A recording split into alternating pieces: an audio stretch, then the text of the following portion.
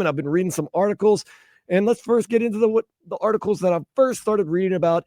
What you been reading? Some of the concerns that you should have if you're the Hurricanes. One position especially, and it looks like now both Notre Dame and Miami Hurricanes have concerns on defense. Hurricanes give you good reason because of last year. Notre Dame lost a lot of guys on defense. Their secondary was their best secondary in college football last season. Very nice of you. But let's say Notre Dame, they say the linebacker position has some depth issues. A little bit of worry about it. Wesley Bassett, he's going to be good. Popo Aguirre. They've got Kamal Bonner that transferred in. Also, Rutgers transfer Mo Tor, although he did not play last year. Nonetheless, they're saying, his name is Mo Tor? Motoure. Mo Tor. Okay. So they got, the new defense coordinator coming in, Corey Heatherman. Everybody says he did a great job at Minnesota. That means absolutely nothing because this is not Minnesota, and this is, not 1 year. So you got to worry about that. Now, I went to the Notre Dame site. See, what should they be worried about? The Notre Dame people are extremely worried about the offensive line and the running game of the Miami Hurricanes. Okay. They are very strong in the secondary, apparently, but not so strong up front, which has them worried that Carson Beck might put the arm away a little bit and start handing off to some of the great running backs that we have on this team. And we know we have a stable with Jordan Lyle, Fletcher Jr. We've also got some transfers in. So it seems like Notre Dame should be worried. Notre Dame also probably going to be starting a quarterback that has never started a college game before in a hostile environment with the world watching. Seems like Notre Dame might have some things to worry about. My thing is this: if I'm Mario Cristobal, and once again, I am not, just making that clear, I would try to establish the run. You have the best, possibly, not Drake, but the best offensive line in all of football. Now, am I right, Vlad? Their strength is their offensive line. You have maybe the best offensive line in football right there. You should start. Bread and butter is the for run. second year. For second year, because they had a great offensive line last year. A lot of people, pundits, are saying it is the best offensive line in college football. So that's basically they're going back. I think are they bringing back the whole line again? Francis Malinois is expected to be a top 10 pick if he stays healthy this year. Yes, a lot of guys are coming back. So you're bringing back an offensive line that's experienced. You bring back a lot of the weapons on the outside. Mark Fletcher Jr. running back, Jordan Lyle running back. You got some other guys that are coming into the stable of running backs. The only question for the University of Miami, to me, is the guy who's under center. That's the biggest question. While Notre Dame also has a question in quarterback. I told you, right. Most likely his first Leonard start ever. Yeah, right. Yeah, I'd rather have Miami problems than Notre Dame problems. You got a guy who's been through it. Carson Beck's been through it, man. He's played against the best of the best, and he's shown his colors to be pretty darn good. I am a big believer in Carson Beck, and I've given my reasons multiple times, but I'll run through them again. If you're a Miami Hurricanes fan and you want to feel somewhat of a relief, this is a guy who played at the highest level against the highest teams week in, week out. He threw a lot of interceptions last year, but in his last 5 games, 11 touchdowns to 0 interceptions, meaning he got it together. He did not have that good of a running game in Georgia last year. In fact, it was one of Georgia's worst running back games for a season that Georgia's had in a long time. Carson Beck also, even though he had an off season last year, Vlad, Georgia went into the college football playoffs after Carson Beck got hurt. It's the number 2 seed. If you're having a bad year and you're still good enough to be a number 2 seed, I'm going to start believing in you a little bit. But that's just me, Carson Beck. I got you. The off-season stuff, Vlad, that happened a long time ago from now, much less another month from now, 7 weeks from now. Oh, that's in the past. Carson Beck's going to be fine. He's elitely rated by a lot of the scouts and also video games. If video games mean video games, I mean, I'm trying to make a case here. Come on, man. All right, so I'm thinking about us. August 31st, right? That will be the day. We'll probably be on. I hope so, for the pre-game. The pregame to the pregame to the pregame. We'll probably be on from what, like 12 to 3? 3:30 maybe? 3:30. Takes us 30 minutes. Oh, yeah, we could tailgate. It's going to be the biggest game. Raul, save us a tailgate spot. Yeah, we could tailgate. Oh, Raul's right there when you walk up, too. So, Raul, save us a tailgate spot. I know you're listening. Now, we're going to the game then. All right. We're going to the game because guess what? We're probably going to have to talk about it the next day. Next day will be Monday. Right. Nobody's working Labor Day. That is true. Except for us. We'll be here all day. I'm already don't worry, Len. Oh, guys, we need somebody. All right. I got it in my head. It's already there. We'll do it. Yeah, let's do it. I You can want see to know? it. You want to know more reason why you should be excited about Carson Beck? Why should I be excited about Carson Beck? USA Today. He broke up with his girlfriend, and that happens. Hey, but therefore, the grace of God go I. I'm like, never broken up with a girl, or your girl's never broken up with you. Come on, man. It's human. USA Today has put together a list of top 25 quarterbacks. Is he part of the top 25 in college football in 2025? Not only is he in a top 25 quarterback, is he a top 5? He is a top 10 ranking in USA Today's top ranked quarterbacks. Let me guess. Arch Manning's number 1. I did not have the ratings in front of me, so okay. You would expect Arch Manning to be absolutely high up there, even though he's never really been a full-time starter in his career. But you'll see what he does with. It's Texas. Not Labor Day yet. He caught, but it'll be Labor Day in 7 weeks. Damn.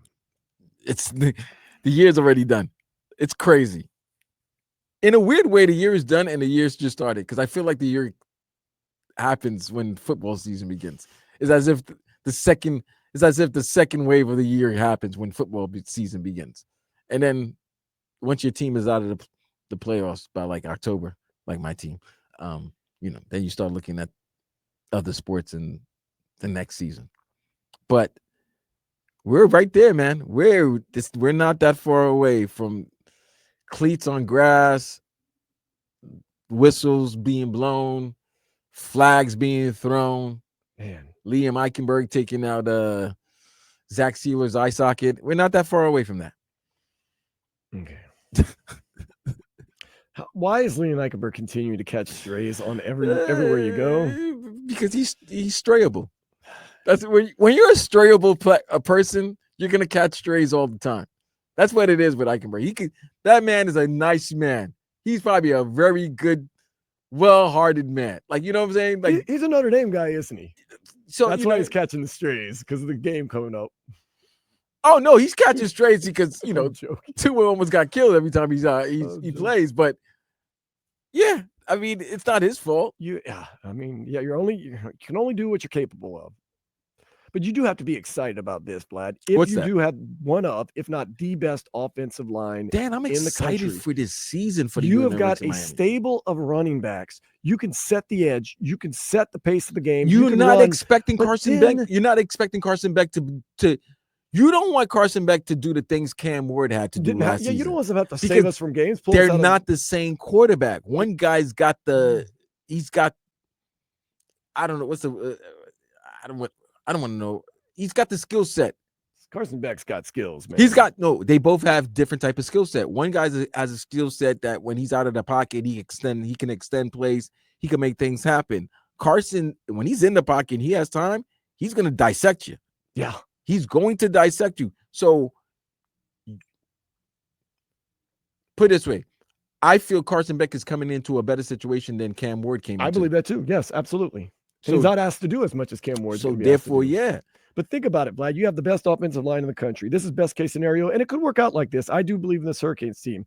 You've got the best offensive line in the country. You can really set the tone of the game, run the ball, play action, give Carson Beck all the time in the world. He is a precision quarterback. They start carving you up. And this is more of a... then they get ahead of you, and then they just choke you out. And I think this team is more of a Mario team. Like the way Mario wants to play. This is what he wants. This is more right. Well, this is what the 4th season. We're in season 4. Yeah. But now, once again, huge question marks on defense. Last year, the defense was very suspect. You get Corey Heatherman, first year defensive coordinator. He was in the Big Ten last year, ACC this year. Things could get blown up, but you got to feel as though with this offensive line and with a good defensive line and hopefully a healthy Reuben Bain Jr., Hurricane Bain, that these front lines are going to be really, really strong. And we saw it with the Philadelphia Eagles, once again, comparing apples to oranges, but the Philadelphia Eagles were able to do in the NFL with the best offensive line and defensive line, arguably. Pretty good. Seems like Mario Cristobal has kind of followed that. It's exciting, man. It's very exciting. And like we said, the schedule, it's a little interesting. No, it's top heavy. It's top heavy in the beginning, and then in the end is a little but the end, by theory, you think the end is a little meh. But no. I'm worried about those 2 road games at the end of the year. They always play those 2 road games. Virginia Tech after Thanksgiving, basically. And Boston College. Pittsburgh or Boston College? Pitt. But you know what? There's a lot. That's one more word. There's a lot of tape. You're not surprising people with anything. They're starting to get pressure. You're trying to remain focused because you could be right where you need to be in those games, at those games. The other thing is, though, if you have that running game, maybe you could just choke out some teams and just, do what the Panthers did to teams. Just choke them out, wear them down, push on them, third, fourth quarter. And all of a sudden, that's what Les Miles did at LSU. The year they had the Honey Badger, they lost to Alabama in the national championship game, but they had this offensive line where they would just keep running all day long. And you get 2-3 yards here and there. You get a 5-yard here and there. And you're like, what are they doing? And they just leaned on you. And then all of a sudden, the fourth quarter came around and guys were breaking out 30, 40-yard runs just left or right. The defensive line was just gassed. And that's the way I kind of see this Hurricanes team doing, just leaning on you and leaning on you and leaning on you. And then by the fourth quarter, you're just gassing them, man. And then Carson Beck carving you up because he's got all the time in the world because your line's holding him and the defensive line is tired. So it's going to be exciting, man. We got an update. What we got? In New York, New Jersey. I thought we were talking about the Hurricanes. Go ahead. Your team just scored on PSG. Chelsea got a lead. Yeah, 1-0. Changes the whole game. Yeah, they will lose 3-1 now. Okay. Hold on to that now. I am. But at least they've given me hope. There's nothing. They did give you hope. Goal by Cole Palmer. Is there nothing worse than like you get fired up for a soccer game, you get stoked up, you get there, you're excited, you're with your friends, and the other team scores in like the third minute. And you're like, no! 3 minutes in? Yeah. No. Yeah. I was so excited when USA scored 3 minutes in against Mexico. Dude, yeah, did we talk about this? That was last Sunday, right? I didn't think we were even going to get a goal, and now we got one in 3 minutes. We got this. That game was last Sunday, right? Yeah, it was. How did you feel? I was so stoked. But did you feel, was it me? Once they got that early goal, they decided they didn't want to attack anymore? Yeah, they wanted to play defense? They did not play. They tried not to lose instead of trying to win. That's guys, if you're up early, continue attacking. Especially that early. I mean, it was literally 3 minutes into the game. 3 minutes into the game. It's like, come on, man. You basically got two chumps and a hot dog in by the time that goal was in. Give Craig Berhalter credit. His son was pretty good. Best thing he did for the USA team is give us his son. Jeez. But, man, yeah, they really did lay back. And then the handball situation, I mean, it is what it is. Whatever. Okay. They win. Congratulations, Mexico. Yeah, I just wanted to get your because I hadn't spoke to you by that time, so I just wanted to get your opinion. But back to the UM. They did let up, man. I hate that, man. I really do hate when teams play not to lose instead of win. I hate that as well. You know what? You lose and you're aggressive and you lose, you go out on your own terms. When you go out and try not to lose, it's just in any sport. Oh, yeah, especially in football, whether it's American or the world's football, you play. When we see in defense, when they play to prevent defense, when you play prevent defense, you're preventing yourself from winning. That's it. That's what happens in soccer. Like once the U.S. scored that first goal, they were playing prevent defense. Like they were trying to prevent a goal from being scored. And by the way, if they score a goal, you still got more minutes to play. Yeah, a lot. You know what I'm saying? So you know what Chelsea and the Miami Marlins have in common? What's that? They're both up 1-0. Hey, who scored for the Fish? We got to check it out real quick. I just see the 1-0 score. I'm excited about it. I'll tell you right now. The RBI went to Kyle Stowers. Stour power. Your man who's going to the All-Star game decided, let me show you why I'm going to the All-Star game. He had a 403 feet home run. Dang. To center field. Yeah, see, he scored the run also, which he began the It also put a 1 under the home run, so I should probably also know that too. He began he started at the top of the second with a home run. And Yuri Perez, so far so good. 1 inning, one hit, one strikeout. Threw a lot of pitches in that 1 inning. 20 pitches. That's okay. He's young. I don't know if that means anything anymore in baseball, but well, that was Stowers, 17th home run and 49th RBI. He's having an unbelievable season. So he could go for 30 and a hundo. Mm-hmm. I believe in him. Especially the way this team is now finding out how to score a little bit better. I mean, I know home runs is an easy way to score, but this team has also been able to get some more timely hits and scoring. So yeah, we shall see. And that's also nice to get that little home run and RBI before you go into the All-Star break too. So when you show up there at Atlanta for the All-Star game, you can be like, yeah, you're not. Hey, who's this kid? Pad the stats, baby. Who's this kid? But back to UM.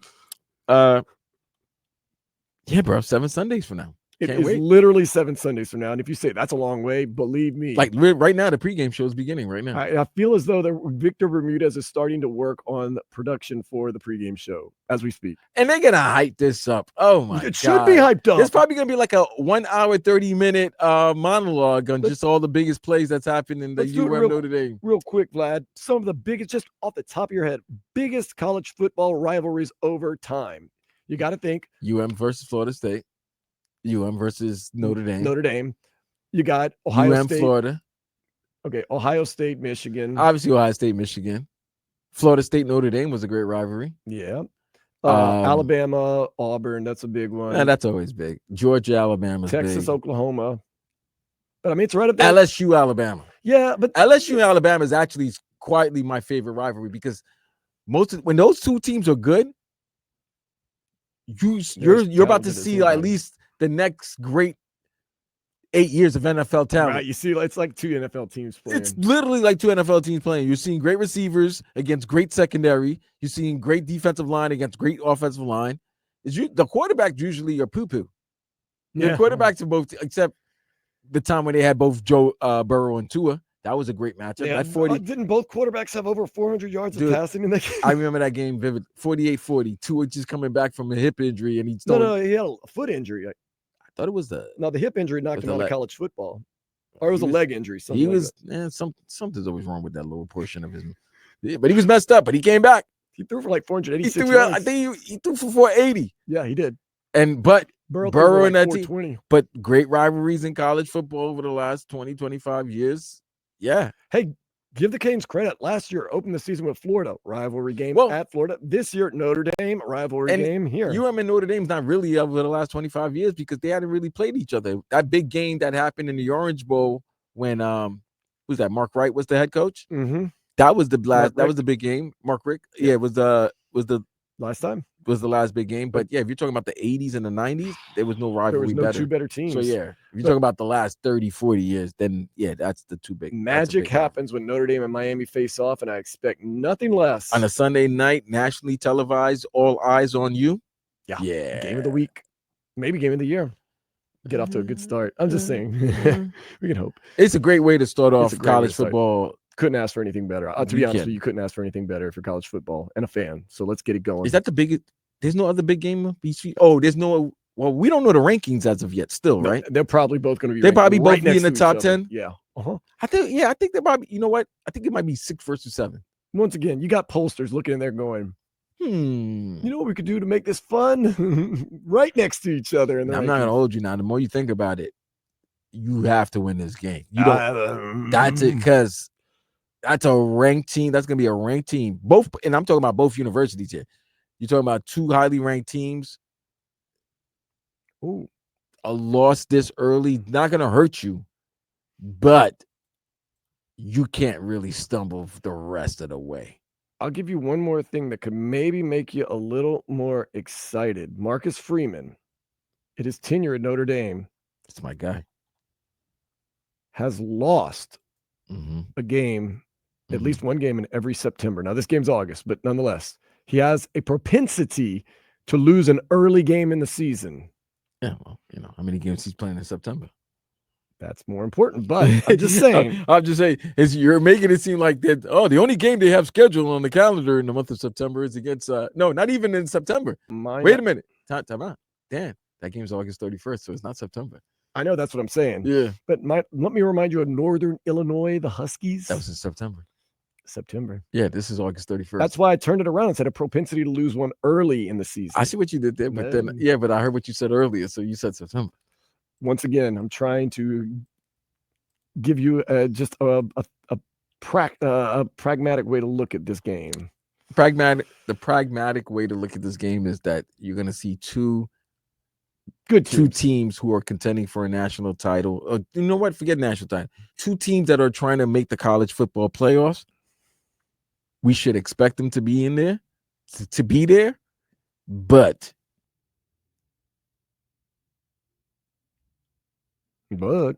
all eyes will be on you, and the way you win and the way you lose will context. I always say there's context in losing. Yeah, there's gonna be context to lose because you got to look at this. The Canes win. You're like, okay, we win the next 3 games. Our next big game, we have 2 big games, and it happens to be against our biggest in-state rivals. You win those 2 games in at home against State. Florida, bye week, and then you go to Florida State, yep. and then you get another bye week after that. Like things are really working out for UM where they have time to get over the highs of a win to get themselves back ready for the next opponent. Yeah, you win it August 31st. August 31st. And then you win what? What's that? The Florida games, what? The end of September? Yeah. September 20. What is he? 20. I'm worried about August 31st. Maybe? August 31st right now. Let's go. August 31st is our day.